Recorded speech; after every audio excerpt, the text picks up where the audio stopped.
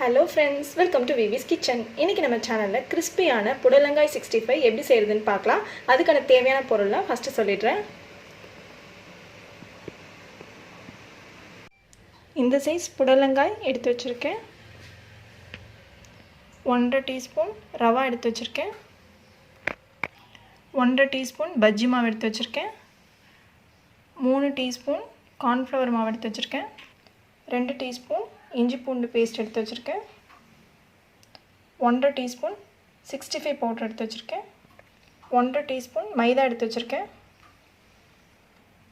1/2 teaspoon மிளகாய் தூள், 1/2 teaspoon மஞ்சள் தூள், தேவையான அளவு உப்பு எடுத்து வச்சிருக்கேன்.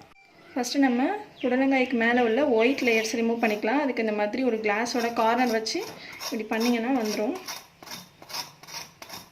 இந்த மாதிரி நீங்கள் எல்லாத்தையும் ரிமூவ் பண்ணிவிடுங்க.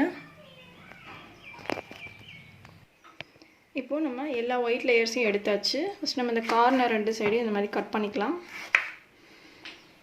கட் பண்ணதுக்கப்புறம் இந்த அளவுக்கு கட் பண்ணிக்கோங்க.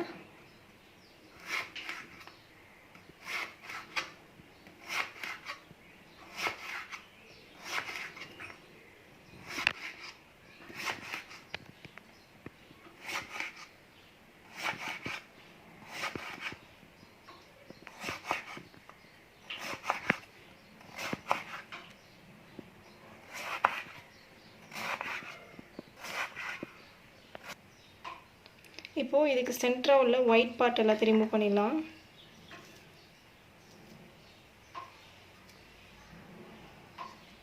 இப்போ இது தனியாக எடுத்து வச்சிடலாம்.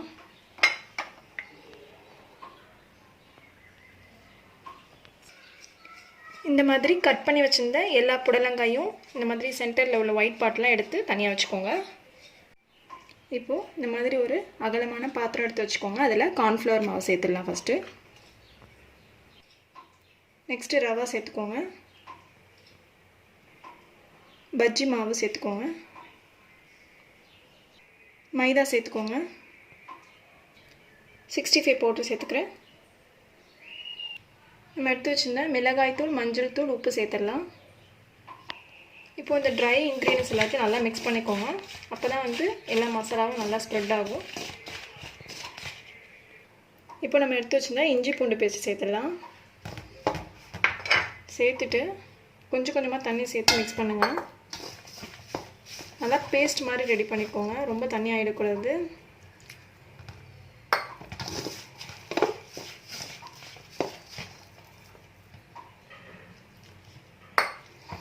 ஏன்னா புடலங்காயே நல்லா வந்து தண்ணி விடும், அதனால் கெட்டியாகவே இருக்கட்டும்.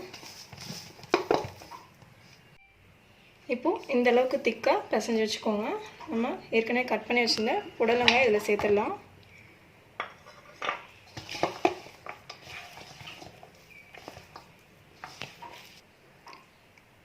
மசாலா வந்து எல்லா புடலங்காயிலையும் ஸ்ப்ரெட் ஆகுற மாதிரி நல்லா பிசைஞ்சிருங்க.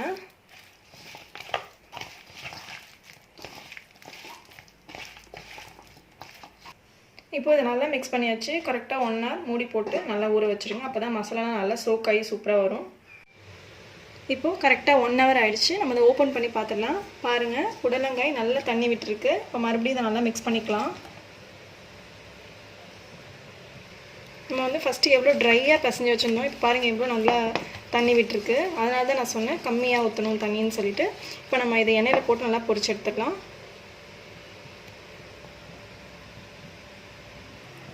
இப்போ ஸ்டவ் ஆன் பண்ணிவிட்டு ஒரு பேனில் ஆயில் சேர்த்துக்கலாம். அதில் நம்ம நல்லா பொரிச்சு எடுத்துடலாம்.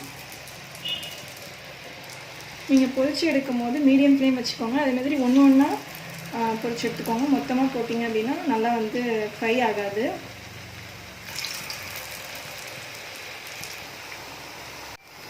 டூ மினிட்ஸ் ஆனதுக்கப்புறம் இதை அப்படியே லைட்டாக பரட்டி விட்டுடலாம்.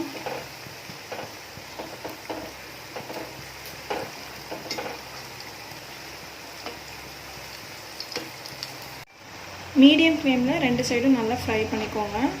அப்போ தான் வந்து ஈக்குவலைஸ்டாக நல்லா வெந்திருக்கும். இந்த மாதிரி நல்லா கோல்டன் ப்ரௌன் வந்ததுக்கப்புறம் நம்ம இதை வெளியில் எடுத்துடலாம். எண்ணெயெல்லாம் நல்லா வடி விட்டுருங்க.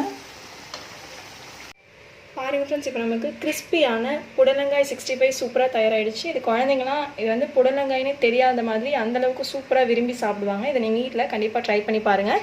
இது வரைக்கும் நம்ம விவிஸ் கிச்சன் சேனலை நீங்கள் சப்ஸ்கிரைப் பண்ணாமல் வந்தீங்கன்னா சப்ஸ்கிரைப் பண்ணிடுங்க. பக்கத்தில் இருக்கிற பெல் ஐக்கானே கிளிக் பண்ணி வச்சுக்கோங்க. அப்போ தான் நான் போடுற புது புது வீடியோஸ்லாம் உங்களுக்கு அப்டேட்டடாக வந்து சேரும். லைக் பண்ணுங்கள், ஷேர் பண்ணுங்கள், கமெண்ட் பண்ணுங்கள். Thank you friends.